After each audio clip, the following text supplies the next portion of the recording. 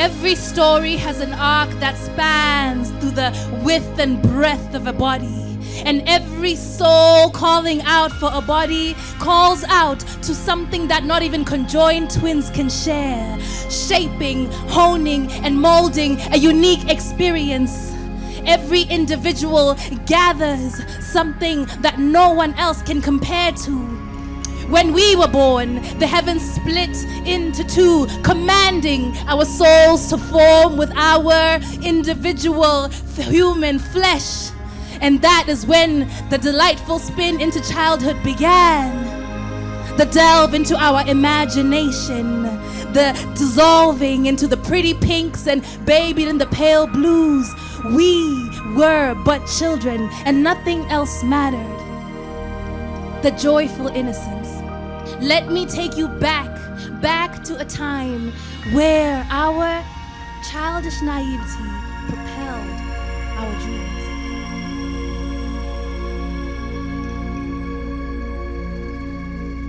When I grow up, I want to be, I want to be an astronaut.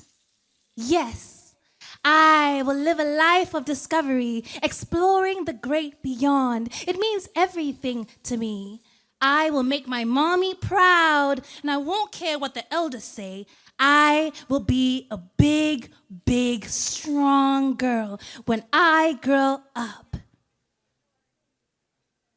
When I grow up, my body will grow too. My lanky bones will expand and inflate like a balloon, and I will take up every single space in every single room. When I grow up, when I grow up, when I grow up, when I grow up, when I grow up.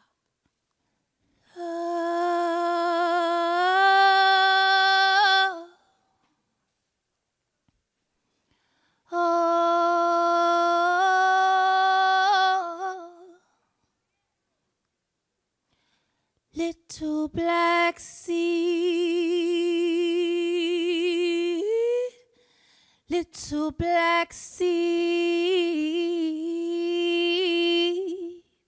sprouting from the soil, sprouting from the soil. Little black,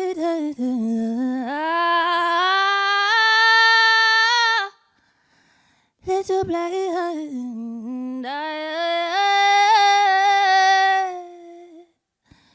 little black seed, sprouting from the soil. Little black seed, sprouting from the soil.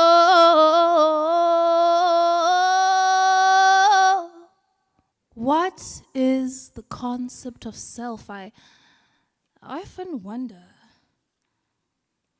Is it a journey? Is it a destination? Will it pass us by, or will we one day all realize what it means? I think back to the little girl who was ever curious about the world around her. She was picking at her thoughts, and she spent her days exploring multiple possibilities. She was but a child. But in the blink of an eye, a whole universe is maturing within her. My body is impatient. It raced through time and left my mind behind, and now I'm playing catch up with it, failing to keep up with it. Some changes about my form truly intrigue me, and other changes I can't even comprehend. My hips are swelling, my breasts protruding. People are beginning to notice me. Is my body amusing? Is my body offensive? Is my naked body a trigger? Is my partially dressed skin a gun? Hormonal levels shooting through the ceiling. Clearly I am fragile. But not like a flower. More like a bomb.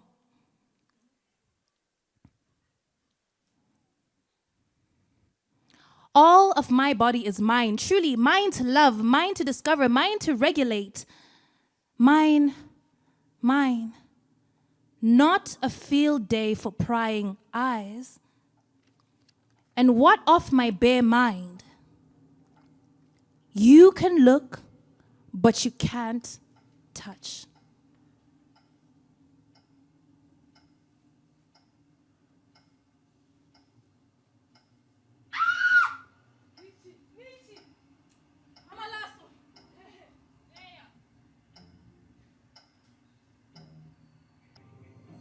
Shame. Shame. Shame. Shame. Shame. Shame.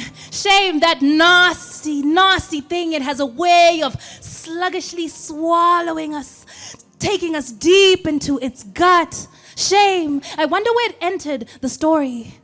Was my mother ashamed? Was my grandmother ashamed? Was her great-great-grandmother ashamed? When did shame slip in?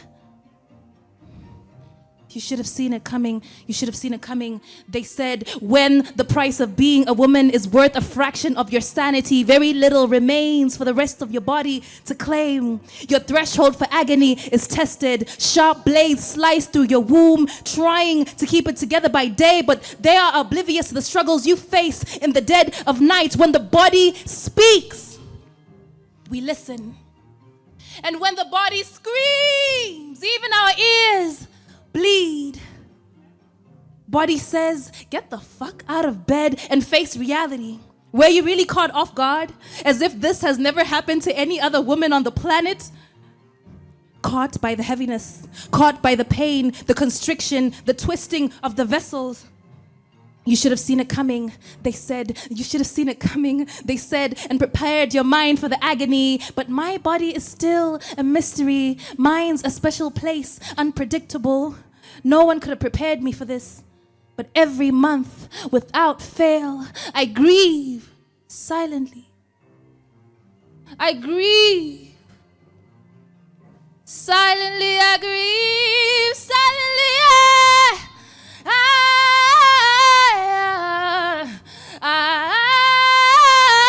I grieve for the inevitable, inconditional, visceral death of this inner body, the forming and disintegrating of this inner body. Every single month I grieve.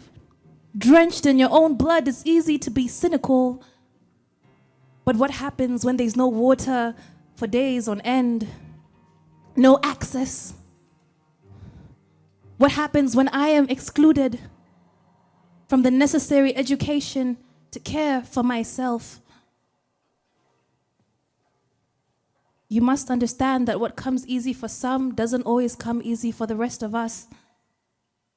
And if you're not offering solutions, then you are part of the problem. What happened to us? I thought we had love. What bond we had growing up has weakened just because we don't have the same experiences. I wish you were here. I wanted to tell you about all my fears. I wanted to tell you that beyond this, I see a greater future. A future where you care, a future where you listen, a future where we all matter. Different kinds of women, different kinds of experiences. I wish you were here. I wish you cared. I wish you cared.